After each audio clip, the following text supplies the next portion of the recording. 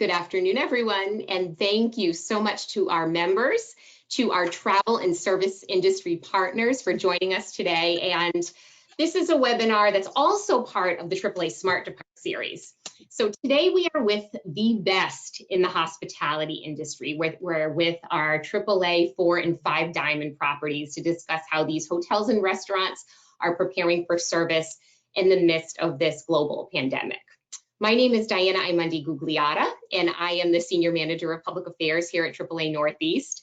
I am joined by a panel of 5 professionals from, like I said, 4 and 5 Diamond hotels and restaurants, as well as Scott Hammerle, who is the Director of the AAA Diamond program at our AAA National Office down in Florida. And the AAA Diamond program, just so you know, that he oversees has been running for 83 years this year. So congratulations, Scott. And so to begin, I just want to make certain that everyone joining us today understands how committed to perfection our panelists and their staffs are, and really what an honor it is to receive the AAA 4 and 5 Diamond designations. Each year, AAA evaluates nearly 27,000 hotels across North America, and only 0.4% have made the AAA 5 Diamond list. So let me say that again, that's correct. That's what you actually heard, okay? Less than 0.5% of all hotels in North America are designated this way. And to be designated as a 4 Diamond restaurant, AAA evaluates more than 30,000 restaurants across North America. Only 2% are named to this prestigious list. So on behalf of AAA Northeast, all of you, I want to publicly congratulate our panelists on their outstanding work. It really is my honor to introduce them to your screens. So today we have Senih Geray, who is the General Manager of the St. Regis, New York, which likely has the best address of any hotel in New York City. The St. Regis sits at number 2 East 55th Street at 5th Avenue. We have Ellen Slattery, who is the owner of the gorgeous Gracie's restaurant in Providence, Rhode Island, which sits directly across the street from the iconic Trinity Repertory Theater. Not a bad address to have either, Ellen.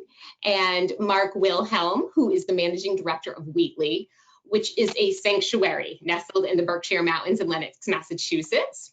We also have Elizabeth Goslee, the events manager at Winvian Farm, which is a magical 113-acre country estate in an area known as the Litchfield Hills in Morris, Connecticut. And finally, we have Tony Grande. He is the proprietor and the executive chef of Il Capriccio restaurant, which is in Whippany, New Jersey. Although you're in New Jersey, though, you will swear that you are actually sitting in a fine dining restaurant in Italy when you arrived at his restaurant. So, you know, every year we honor our 4 and 5 Diamond properties at an award luncheon. We actually have several events in our various states. And this year, COVID-19 disrupted our gatherings, which we had planned for early spring. And so, you know, it goes without saying that the hospitality industry has been challenged beyond measure during this time. And the Northeast was hit exceptionally hard very early on. So I'm sure these past few months have been among the most challenging and difficult in your careers. And, you know, I just want to say you all are very respected. You're respected as among the best and the brightest nationally and internationally. So I'm so happy that, you know, many of the participants joining our session this afternoon are also your colleagues in the hospitality industry. And I'm sure you're very supportive of each other. I just want to thank you, you know, each of you really for your transparency and for engaging in this discussion about your own practices and your own plans for the future to serve your guests safely. So for those of us joining today as participants, feel free to type any questions into the chat.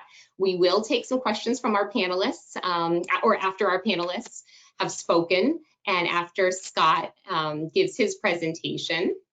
And he'll explain a little bit about, you know, what's going on from AAA's perspective, and also why when you see the AAA Diamond designation, you should have complete confidence. So we're going to begin with Senih at the Regis in New York, and he is there in his office. he does not have power in his home. We also, on top of everything else, had that crazy storm this week. So he's in his office. And just for the benefit of our participants, I just want to outline a bit. The hotel was built by Jacob Astor IV as a sister property to the Waldorf Astoria, which opened in 1904. So, you know, that was just a few years before Astor went down with the Titanic. And this property has certainly survived many challenges through history. And now, sir, you are at the helm for this unique time in history. So take us through, if you will, your plans. Thank you. Appreciate that, Diana. I have my own Titanic right in the back, and hopefully I am not going to be in that to go down.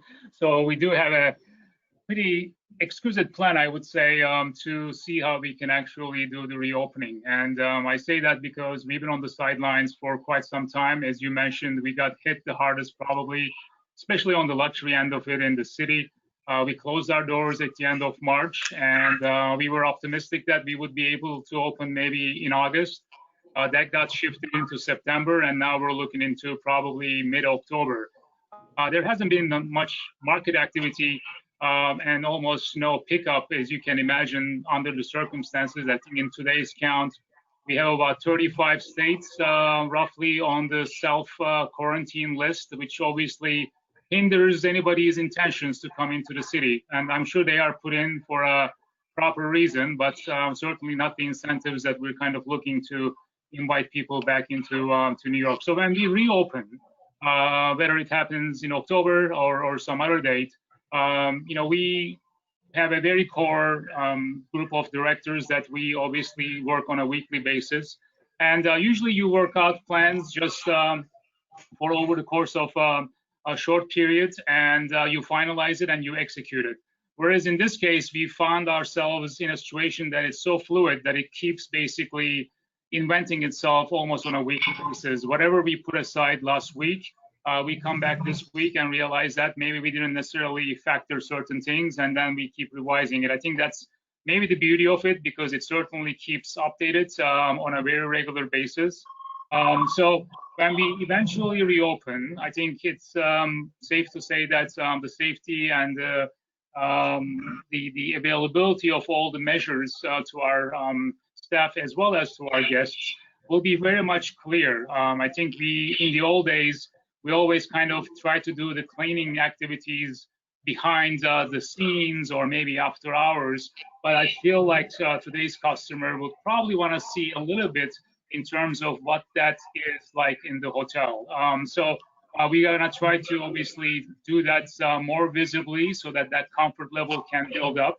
But based on our customers' expectations, and as you know, in the past, we always try to increase the touch points as much as possible. The more, the better used to be the way with the guests. And I think moving forward, we almost have to rewire ourselves in a mindset that maybe we need to do things from a distance. A lot of the back of the house issues will have to come up, like our butlers, for example, which has been iconic in this hotel for so many centuries, for decades.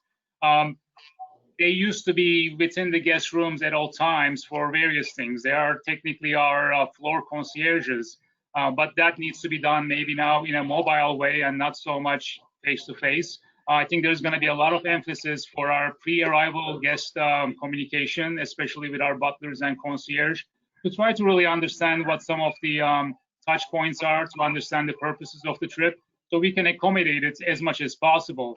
I mean, clearly there will be some limitations of services. For example, when we first reopen, the restaurant and the bar will not necessarily be active, but the in-room dining or private dining will be active. So we'll have to put a lot of emphasis in terms of what type of a menu we're going to have to build to make sure that every customer will certainly have something that they can actually choose from and be able to have that versatility as much as possible. So I think the adjustments are going to be quick to be learned, because we certainly don't want to be left behind by not necessarily adapting to them at the quickest pace that we can moving forward. Thank you for being so thorough, and I agree. I think guests certainly do want to see the cleaning going on. I think it's a very American philosophy in the service industry to do all the uglier things, the cleaning behind the scenes. Correct. but I definitely agree with you. And it sounds like you are an excellent planner. So I wish you all the best, and thank you for being so detailed in your commentary. Of course, thank you. We'll switch over now to Ellen at Gracie, Rhode Island. And Ellen, thank you again for accommodating us today. This is an important day. Gracie's is reopening today, and that is certainly something to celebrate. I also, speaking of celebrations, just wanted to mention that Gracie's has also been designated as one of the most romantic restaurants in our state. The ambiance there is just perfection. So Ellen, how have you and your staff been preparing for this evening? Well, thank you so much for including us in this conversation. It's an honor to be here and be a part of industry leaders. So we have been obviously closed for the last 5 months. And during that time, we have put a lot of thought into pulling apart every single step of service that we have. And we've had to reinvent what we do, because we really strive for silent service. And we really strive for team service, and we have a lot of steps of service and special little touches. And so we kind of had to start from scratch and start all over. So the first step was to develop a service where there was only one server at the table, and that guests are only interacting with one person. When in the past, if we had a party of 8, we would have eight servers come out, each holding one plate, and doing service per guest. So we've really had to reinvent the way that we do service, and something that our guests really appreciate. So we've moved back into history, and we now have reinvented service using tableside carts. So we're doing cart service. And we had our first trial run yesterday. It's taken us 3 months to rewrite our steps of service. And it's all been in theory up until last night. So we had a lot of steps of service that we needed to readjust. And just like you were saying, that cleaning, sanitizing, disinfecting is all very, very important. And we did move that. It used to be behind the scenes. We did move that up front. Now our service stations are separated. Each server has their own service station, and it's on the floor. It's not behind the scenes. So the guests can see all the different steps that we're taking. We moved our wine service to be on the floor. So now our wine service is now in the middle of the dining room. So our servers don't have to leave and go so much distance from our guests, which has really, last night flew really well. It's going to take us months before we kind of know that this is set in stone. But yeah, just pulling everything apart and making interactions more meaningful and more direct, and still trying to keep that special touch of service so that guests know that they're being taken care of, but they're also not feeling you're keeping your distance to a certain extent. Excellent. I sincerely appreciate how much work that you you've put into that, completely rewriting your service plan. And you have such a dedicated staff with you, Ellen. I'm sure that the camaraderie is certainly felt among your staff right now. So best of luck as you move forward, and for tonight's service. I'm sure everything will go very well. You've been opened, is it 20 years? 21, yeah. 21 years, okay. Congratulations. What an accomplishment. Thank you. So we'll move now to Marc from Wheatley in Lenox, Massachusetts. And I'll offer a little bit of history on Wheatley as well. I just think it's fascinating. It was built in 1893 during the Gilded Age to replicate an Italian palazzo by Henry Cook as a wedding present for his daughter, Georgie, who married a Spanish count. So that sounds very romantic. It is very romantic. It's a very romantic place. The grounds were also designed by Frederick Law Olmsted, who was a landscape architect who designed Central Park. And they have maintained in keeping with his original vision for the property. You know, the Wheatley is described as a sanctuary, and it really is designed to be a very private and secluded retreat. So Marc, could you expand on all the changes that you've made since you reopened in June? Yeah, definitely. And thank you for having me as well. One of the challenges we had, we were one of the first properties kind of like opening in the area and everything. And it's like, how do you approach COVID by not knowing what you're fighting for? And we are in a very lucky position to have very supportive owners. And actually, we went a complete different route and tried to rearrange our whole business model. Our original business model was 19 rooms, open to the public, 2 successful restaurants, events, weddings, everything. And with the new model, we decided we cut capacity in half, so we have only 9 rooms. Our restaurants are not open to the public, so we only cater to in-house guests only, and really create like this a private sanctuary where we create a very safe environment for the team members, but as well for the guests. The big challenge we are facing in the beginning is the change of mentality, because we said accessibility is important, safety, quality, cost control, all the things as a manager you have to worry about all day long. But the change of mentality that that your team members understand, you have to wear the mask even if you're behind the scene. And we lost some team members because they didn't understand that concept that wearing a mask protects the others. And if you all wear a mask, we all protected. And so far I can say that by doing now for 1 month this new concept, it is kind of successful. Of course, we added more technology to the room, being very much service oriented with hands, with activity by hand. We go to much more computers, technology in general, but the guest still wants interaction. I promise you, the guests, they are hungry to go out to your restaurants, they're hungry to go to the hotels, and where they feel safe, they will come back. And it's very important for all owners and restaurateurs and hoteliers to say no and put quality and safety first. Excellent, yeah. So you've cut the number in half, which is significant, but I'm sure it gives your guests a lot more confidence at the same time, Marc. I mean, it is important. At the same time, we also do the guidelines from Governor Baker, like we air out rooms for 24 hours just to add a layer of protection in addition. And that's something which I think everybody should focus is, what can I do to protect my team members? And by protecting all my team members, I will protect my guests as well. Excellent. And word just came out, I believe it was last week, that you were also designated with a Good Housekeeping Award there. So congratulations. That's wonderful. I'll let Scott talk a little bit more about that in a bit, but I just wanted to congratulate you on that as well. And we'll switch over now to Elizabeth from Winvian Farm, and she's actually in her home right now. We have a lot going on, switching back and forth with loss of power. So Elizabeth, Winvian is a property that I have had the good fortune to visit. And you will see from our inspectors' comments that visiting Winvian is like living a childhood fantasy as an adult.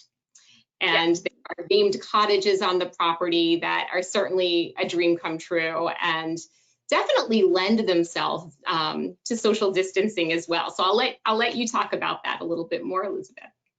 Yes, so perfect. Thank you, Diana. It's been a pleasure to be partnership for 11 years with AAA. Wind Farm is perfectly laid out for social distancing. It has for the last 11 years since we've been open. We have 18 cottages and 1 suite. We have been fortunate enough to be open since June 19th, since closing for 3 months due to the pandemic. And we are running at 100% occupancy. Due to the cottages, we are able to run at 100% at the moment. So it is kind of perfect. We are on 113 acres of our family owned and operated farm. We have our restaurant on property with the 5 different dining rooms, and we are currently operating outside with our dining. We have expanded to gazebos and outdoor dining, obviously weather dependent. This hurricane hasn't helped very much as we are without power. for the last 2 days, hopefully not much longer, as we have a full house this weekend, hence working at home right now. But we have really kind of reconfigured everything that we have done. During kind of our low, a lot of our staff took time off, but a lot of our staff stayed on board. So myself, as well as a few other staff members, really stayed and reconfigured everything. As I mentioned, we really tried to figure out what to do. Our general manager, our owners really kind of put the forefront of everything. When staff came back on board, safety was our #1 priority. So full masks, full PPEs is required for housekeeping down to our front office staff. We have full plexiglass on all offices, including my own, just for that safety measure. We have masks available for all of our guests if needed to enter the restaurant. Unfortunately, with our bar, obviously it's not available due to Connecticut restrictions, but we do have beverage service available. We have modified our check-in time to help with our housekeeping department. Do air out our cottages to help with the disinfecting of everything, as well as we use UV lights to help with the disinfectant. Along with that is contactless check-in has been in full effect since we reopened. So that's really helped a lot. We do a lot of online, signatures for all of our guests, and they've really enjoyed that, so they don't have to worry about any contact with our staff. Back with our dining, we do offer room service with everyone, so they do enjoy it in their cottages for breakfast, lunch, and dinner. With our restaurant, as I mentioned, our dining room, we have the 5 different dining rooms available, as well as the gazebos. And then we have been able to open with a lesser staff, not only in our restaurant, but across the entire property. So a lot of our management has stepped up, and we are working across all of the departments because it is much needed. With our pool and spa, it is a highlight of all of our guests. So that has definitely been reconfigured as well. We have our UV sauna in our spa that every treatment, when a guest leaves, is they do exit through the sauna. So they are really kind of treated with that little treatment before they exit. With the pool, we do ask that if it is at occupancy, that guests do until it is empty, so that it isn't completely full. Other than that, I mean, we are following the proper protocols by the state, but with the property being on 113 acres, it is really kind of the perfect social distancing and social for what's going on right now. Absolutely. Beautifully conducive to social distancing. And I have to tell you, the gazebo concept, it sounds like a Midsummer Night's Dream. It just sounds gorgeous. So I'm just impressed by how nimble all of you have been through all of this. It's really, really impressive. And Elizabeth, we'll switch over to Tony now. Tony Grande from Il Capriccio. Our AAA inspectors have visited and commented on how well trained your staff is and how they just provide vigilant service and also assist guests with meal and wine selections, which I think is lovely. One inspector actually wrote, and I quote, "This to me is the absolute summit of old world Italian fine dining." So obviously with some gorgeous pictures here, you pay attention to detail, Tony. The restaurant looks so beautiful, beautiful appointments, and you have a very extensive menu, an extensive wine list. I've read that you also have live music pretty frequently when you can. So you never seem to miss a detail in terms of quality. Just tell us a little bit about what operating your restaurant has been like and how you maintain the quality and the service reputation that you and your wife and your family have worked so hard to earn. Well, we opened Il Capriccio in 1984, and I'm in this business for the last 63 years of my life. I last so long because I love what I do, and I preach. And I tell people, learn how to love what you do for a living. I love what I do for a living. And the heart of the hospitality become my challenge. I realize the more that I do and the more that I wanted to do, because I put this love, there is returning back to me. But the best reward to see the face, the reaction of my customer. All my customers become 2, 3, and up to 4 generations. For me, is the best reward to see 4 generations that they follow us for so long. The challenge in business of the restaurant industry is pretty difficult today. Difficult because we don't have the availability to have the right people to train. Unfortunately, we have to take people and train it on our own. And I have to say, many times I feel a little bit kind of upset because I cannot find the high quality of people who they understand what it really means, the art of hospitality. Art of hospitality for us Italian, it's one of the best that we can deliver to the rest of the world. So it takes passion, love, and detail. Detail also go behind ingredients, the recipe, the authenticity of the ingredient, and harmony. So with this particular situation that we find ourselves, we cannot neglect the hospitality world. We cannot say, I'm sorry, we have a problem because of the pandemic. No, people don't want to know. We have to make sure that they forget about this thing. We have to make sure right now that we serve people under a tent. We have to give it more than before. They have to come back, smile. We want to take out of the people face the kind of sadness, they kind of feel sick. No, everything is like magic. It's up to us. We got to deliver that. And in the same time, okay, we do it and we enjoy ourselves. It's what I call the magic of the restaurant business now and in the past and in the future. We got to deliver the love, the passion, the dedication of what we do. What we do after Capriccio for the last 36 years, we make sure that the people, when they come in, we are there for them, but also we enjoy what we do. The first thing, we want to make sure that they know that we are honest. If it was smile, we smile for real. We try to accommodate every single way as possible to make sure, okay, even if there's something a little bit different in the menu, we have to say yes. Because everybody got different needs. They like certain things a certain way. Yes, we have a menu. Sometimes chefs say, don't change my recipe. But sometimes we have to bend the little rule, make sure they come back and smile. So what is the secret? Passion, love, authenticity. This is important. Go back to this era of pandemic. Right now, we got to deliver. We have to make sure that our customers, they feel comfortable when they come in. What people they expect. Number one, beside the welcoming, they got to work in a place that is impeccable clean. They have to know they feel safe because we use every single imaginary, okay, things that they feel comfortable.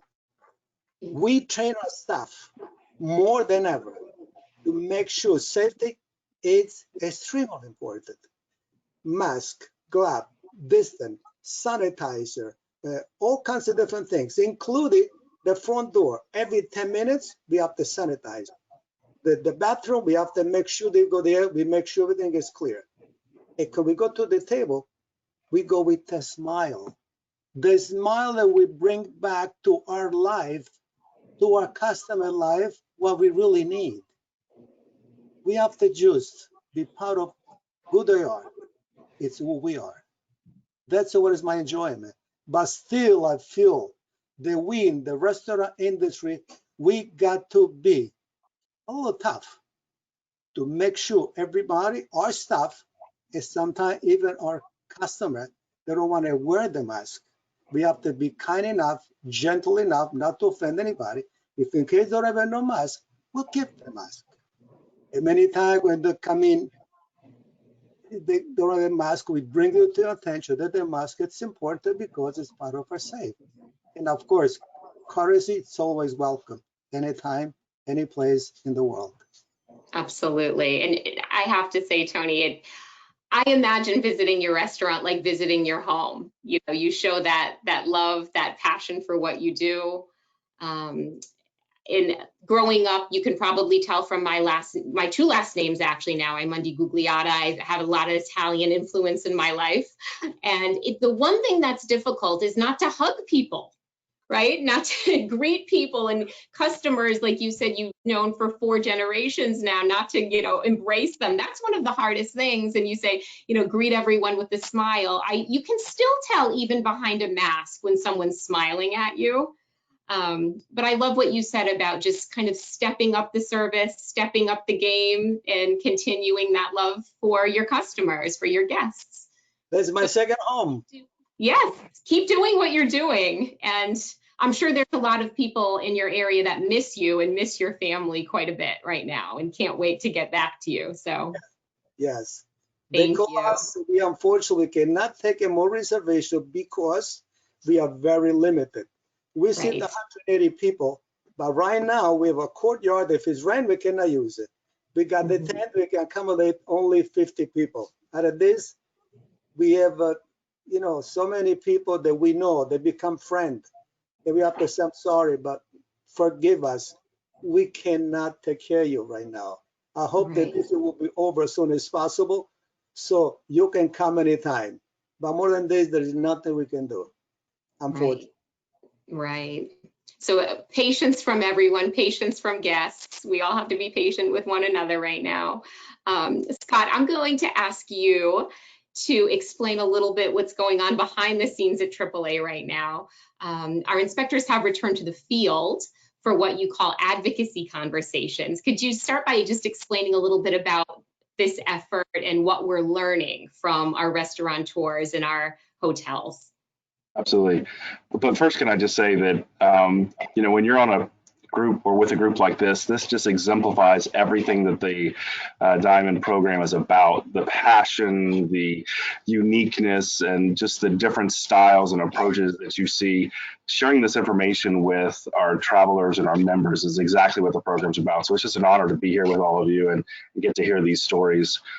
You know, our inspectors are just now getting back on the road. We've given them the opportunity to volunteer to get back out there.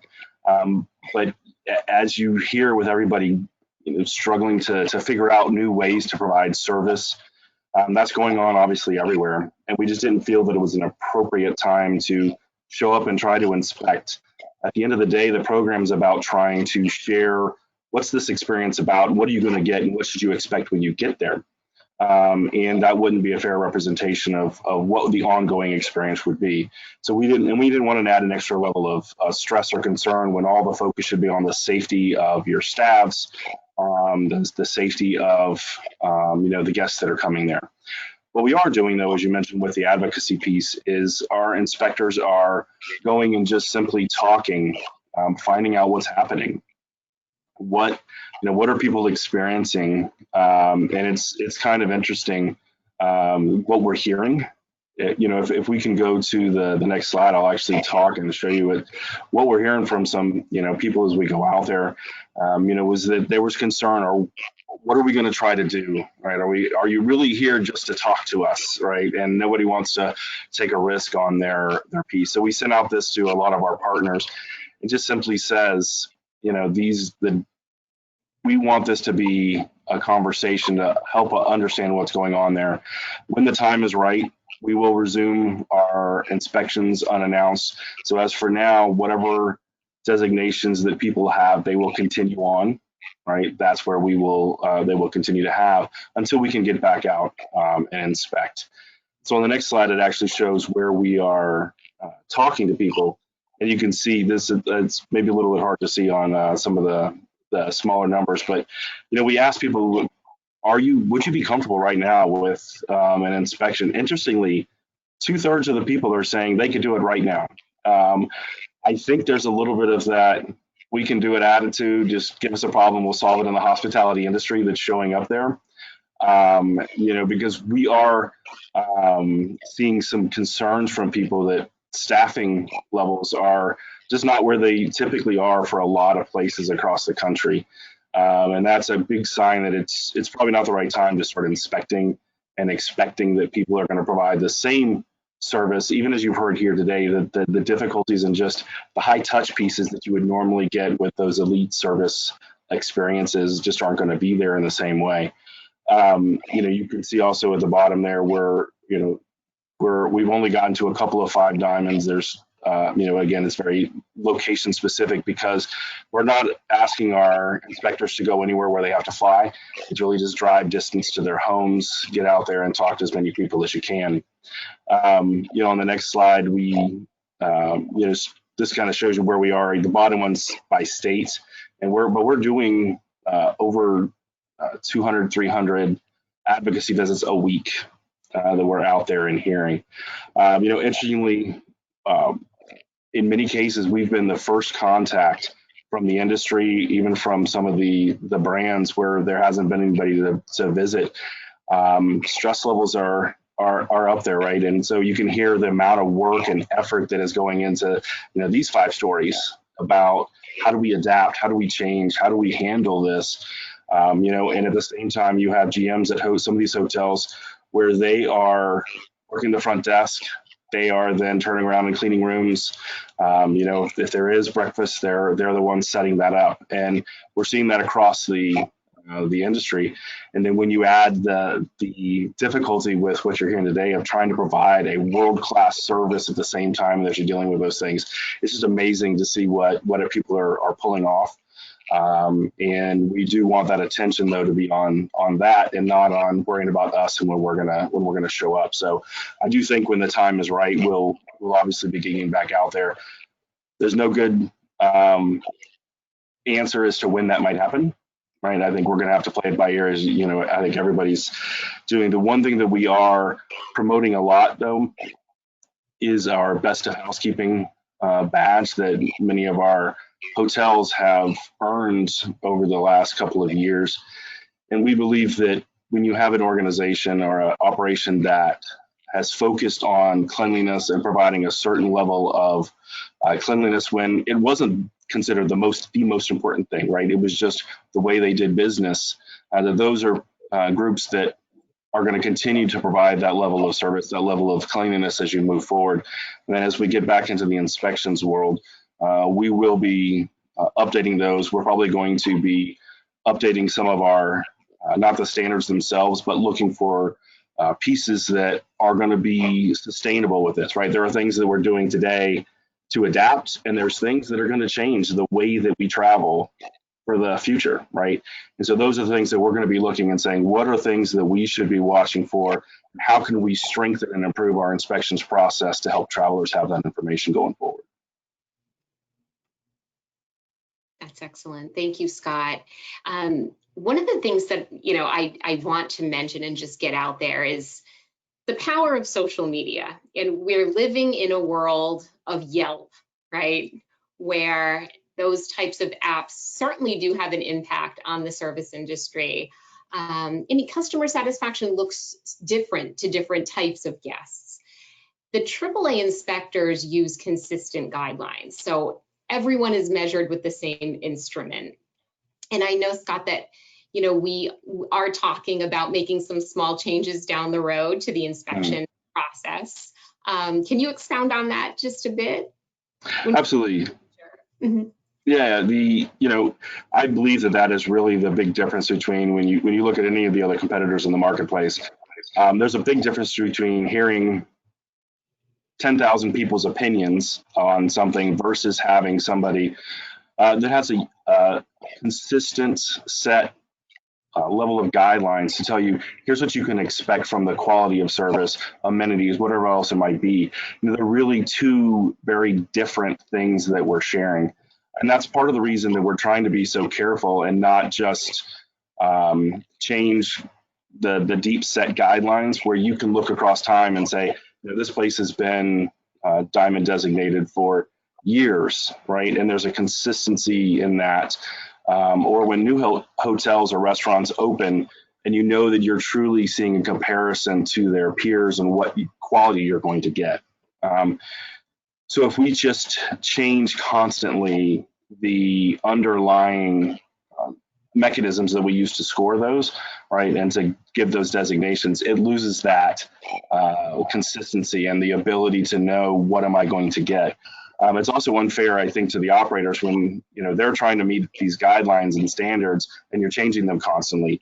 And when you're trying to run as fine-tune a machine or an experience as you're seeing here today, that can be very disruptive. So we're very thoughtful about how and when we make those changes. And so as we look across here, there may be things that we communicate about a particular, maybe it's the social distancing and other pieces. But what we're going to be watching for is what are the things that, again, are going to be, that have staying power, that are changing the way we travel. And it could be, it may just be that, mini bars or mini fridges or things that, amenities that might have existed in a room in the past are no longer going to be there, right? Or they get pulled out. That we've seen other traumatic things that have happened in the travel industry that have changed the way we travel. And that's what we're going to be watching for. And we won't make those changes lightly. And we'll make sure that we communicate them in plenty of time so that people can adapt and we can give a fair representation of the experiences that are out there. Thank you. Very, very thoughtful. Thank you so much, Scott. I do have a couple questions to pose to our panelists here, and I'm actually going to be extremely selfish right now and start with a question for our friends at the St. Regis. So Senih, thank you. I shared with you the other day, we have a little bit of a family tradition for a once a year Bloody Mary in honor of my late grandfather. And just a fun fact, the King Cole bar that sits within the St. Regis, they actually had the Bloody Mary, but you call it what, the red snapper? Is that correct? I think that's for a proper way of saying it than the Bloody Mary, correct?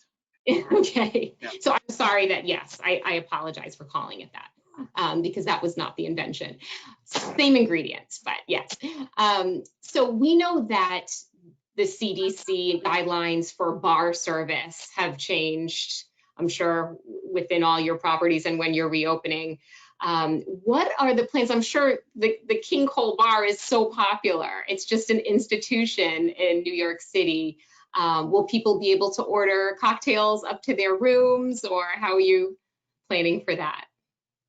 Yeah, I think that could be certainly an option that we will have to entertain. And obviously, as the indoor dining is still limited, which makes the restaurant as well as the bar scene kind of hard to imagine how we're going to execute that. But if you recall, the King Cole bar is relatively a confined small space. And I think that really made it what it is today.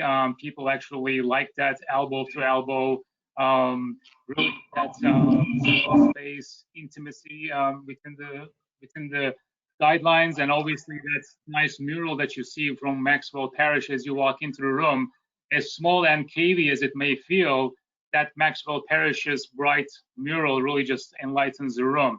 So having said that, not only we may entertain, obviously, doing cocktail service to the rooms, as you mentioned, but the question will become how much of that space is really going to be viable for us to operate in that conditions. And if this limitations with space, and if it's basically 50% capacity, then we may have to look at somewhere else in the building and possibly shift it so that we can actually accommodate larger sizes of groups. Because once we did the social distancing with the tables and the bar stools in our current space, as you can imagine, that just really limited our offering and how many people we can actually bring in, even if it's allowed, let's say, tomorrow, which I think will not necessarily make much financial business sense to be able to work in that fashion. So I think we all have to put our imaginary hats and look at that space optimization as much as possible in the hotel, and what makes really the most sense to utilize our most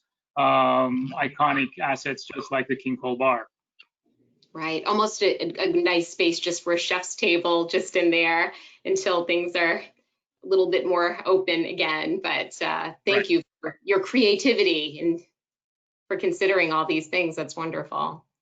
Ellen, from a marketing point of view, how are you reaching out to your customers? Because you have such a great fan base here in Rhode Island. That was one of the questions. I'm going to actually give you both questions right up front, because you are one of the most detailed proprietors that I know personally. Things like, that her valets will leave warm bag of cookies in your vehicle for you. So when you re-enter your vehicle, you have warm cookies waiting, just those little touches.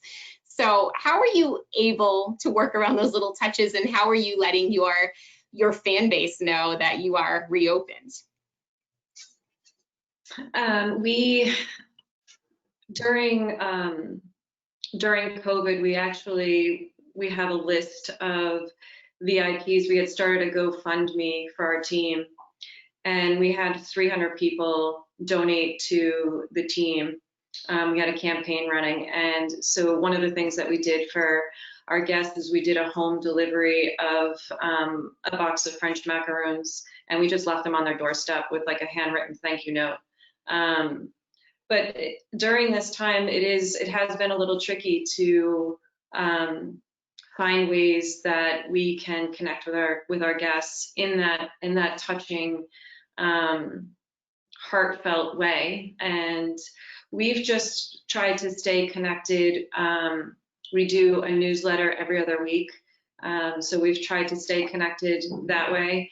I've received a lot of personal emails from guests, so just staying connected that way.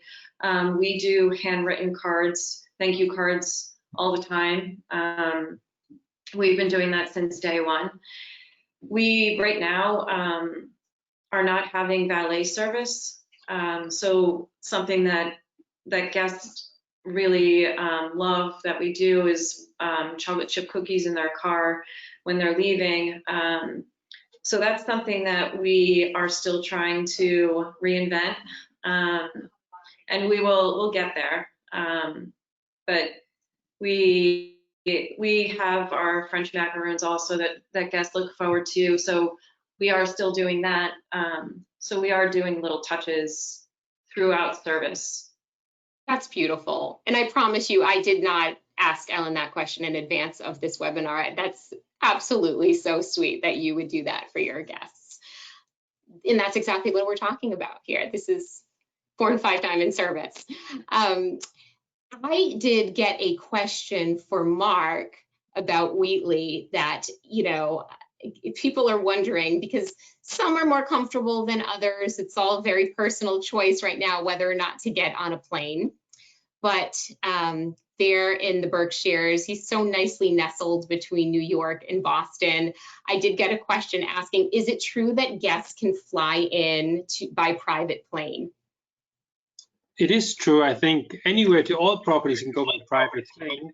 But I would say always consult with the property, what is possible, what is not possible, follow local guidelines. Again, you want to make sure that the hotel can welcome you. I mean, we just lost guests actually arriving today because they could not provide us a valid COVID test. They're outside the 7 safe states. And that's something we're right now all facing. It is, I would say, support your local hotels, stay local for a little bit, enjoy it, and then when you can travel later, travel further. But think about your own backyard at the moment, and all the rest will come back. And we're very fortunate to live in a beautiful part of the country. So yeah, there are so many wonderful things that we can do right in our backyards. I can't agree with you more, Marc. I do want to mention a terrific resource that we have available on our website, which is AAA.com/COVID map. So if you have any confusion, Marc just mentioned about that list of states, we have to be careful to cross-check where we're planning to visit. So hopefully this resource will cut through any confusion. If you visit that website, it will explain state by state restrictions to you. So again, I'll say it one more time, it's AAA.com/COVID map. And Elizabeth, one question for you that we get often, and we've gotten, what is the most popular of the private cottages on your property? Treehouse. The treehouse, probably the most popular, yes. That's excellent. For the aviators, I think the helicopter cottage is pretty popular too, right? That's another one, yes. Okay, and we needed to know that. That's Yes. exciting. Okay, beautiful. And for Tony, one question. No, it's such a nice touch. Are you able to bring performers, musicians into your dining room right now, or are you holding back just to limit the number of people on the dining room floor? Well, I don't think I'm the only one who can use more capacity in our restaurant. Not necessarily to make only profit, but be able to pay more our expense. Sure. There is so many family. The restaurant industry is the largest industry in the entire country. From the farmer to us, there is millions and millions of people. If we cannot pay those expenses, what are we supposed to do? Is the question. Do I have an answer? We'd love to, but we don't have it. If we have a 25, 30%, I will be more than glad until this will go over. If we go into the winter and we cannot open a restaurant, we have to do exactly what I started after 1 month that I was closed. In the end of March, we opened because I say, I gotta do something. I have to participate to make food for people. I got not only the restaurant, I also have a store, La Familia Gourmet in East Hanover. We will close an entire month. But night I could not really think the proper things to do. I keep looking for an answer. I said, no, I have to participate. So I contact a few of my customers and I say, okay, come in and order whatever you like, but please stay in your car. We will make the food, pack it 100%, whatever it is, and then just open the trunk and we put it there. We take only credit card, no cash. This is the most safe way. So God forbid, if we will not be able to open during the winter, we have to participate. People that must eat, people that want to get our food is the only way. I hope we can have at least 25, 30% capacity so we can just serve the people who they follow us for so many years. Sure. We cannot keep saying, I'm sorry, I'm sorry. I'm sorry sometimes, but we like to just make those people, when they come back to the home, they hug us. And that's the biggest, there is no money in the world. You see those faces, you see those people, they're part of our family. They are. For me, after 34 years, after 36 years, and some people that follow me from my other restaurant, I used to have another restaurant in Clifton, the Belvedere. I got people that follow me for 50 years. Of course, I want to please them, but it is not only up to us. Absolutely. Great message. Play rules.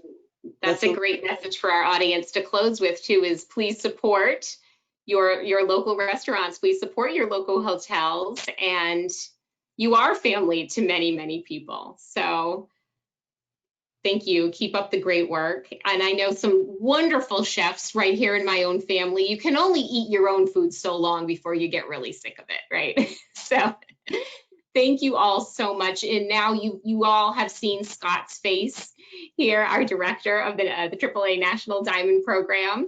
I invite you all, you can reach out through us here at AAA Northeast. You can reach out directly through the website or to Scott if you have any questions, but it's our job to keep supporting you. And thank you all for what you do so very well. Like I said before, you really are truly the best and brightest in the service industry. And good luck to all of you. Thanks for tuning in, everyone. Thank you. Thank you.